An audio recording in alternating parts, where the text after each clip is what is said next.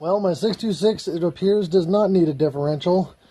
After pulling out this axle, it's very messed up. This axle is screwed. It keeps sticking in place and it's barely working, so that was definitely my problem.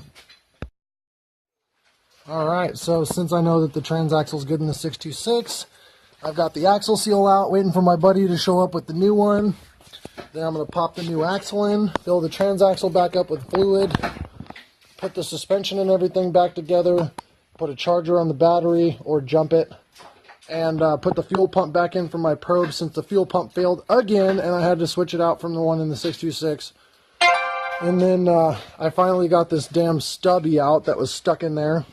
These things, man, $75 at this axle puller with a slide hammer, godsend, because we tried everything and nothing would bring it out, and that thing worked. So now that that's done and that puppy's out, time to get the new axle in.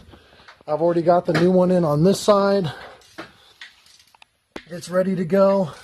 So 626 is about to be back on the road, and guess what that means? That means I can take my built tranny that's sitting over here on the bench with the LSD in it, the nice M Factory differential, which you can't really see right now. And hold on, actually, I'll fix that. There we go, that's a little better. Yep, got my M Factory helical diff already installed in this transaxle. It's ready to go. It's pretty much a fresh rebuilt trans. So this is going to end up going in the probe with the new clutch like it was originally planned to, instead of putting it in the 626, because it turned out that this axle was completely shot.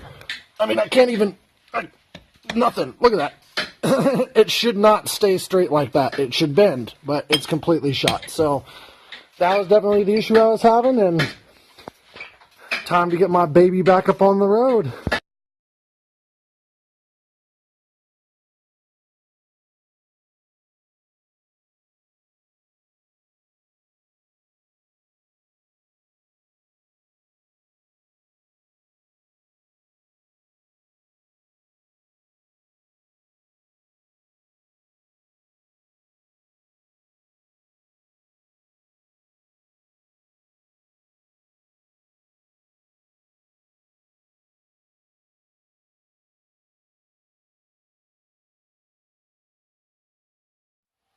Hey, what's up, guys? Well, today I was going to college for my fourth quarter of welding and fabrication, and when I pulled into the parking lot, I realized I had some spare time left over after dropping my kid off at daycare, so I was going to go to the store to get a 5-hour energy because I was dragging ass. So I noticed I'm in this big, huge, empty parking lot, and it's all covered in a sheet of ice, and I decided to do a reverse, a 180 and flip around and then drive out just for fun in the snow. Well, I was in my probe and I whipped around and threw it into gear. Well, I missed first gear and went into third gear, and I don't know what happened, but it got stuck in gear.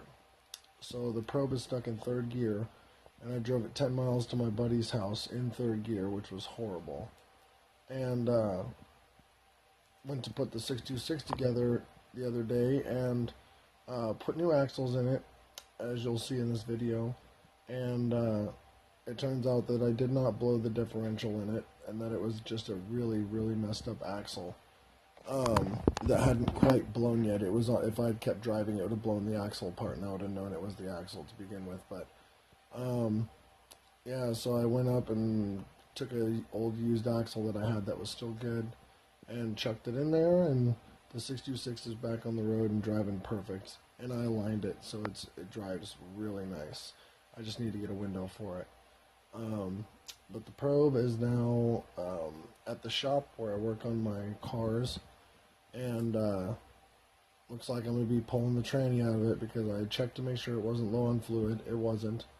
I haven't tried to do a detent reset or anything, but I'm figuring if it's full of fluid and it's stuck in gear, that it's probably either a shift gate again, which I already repaired once, or it is something broken inside of the transaxle, is shedding pieces of metal which are getting caught in stuff and not allowing it to go. I know that the third and fourth gear shift fork is bent, but I don't think it's bent enough to cause it to stick into gear, although it could be now, I suppose. But in the next couple of days, I'm going to go up and try and do a detent reset, and then try and tap on the shift rails with the fifth gear cluster cover off to see if I can unstick it. But if not, then I'm probably just going to pull the tranny out and throw that LSD trans in like I plan to do in the beginning anyway. So stay tuned, and I hope you guys like this video. Like, comment, subscribe, feel free to share, and there's going to be a lot more content coming, but the 626 is running and driving again.